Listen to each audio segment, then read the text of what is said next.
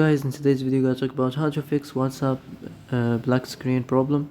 So the answer is easy. Just go to the settings and then scroll down to the apps section. And then go to the search and search WhatsApp. And then go to the storage, and here you will find this clear cache option. Click on it. Now you can go check it if it worked. If it didn't, you can try to restart your phone or turn the Wi-Fi off and on or the Bluetooth off and on. And if it didn't work again, you can try to clear data, but be careful.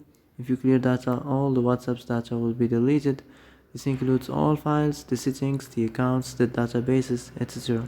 So be careful if you wanna clear your data.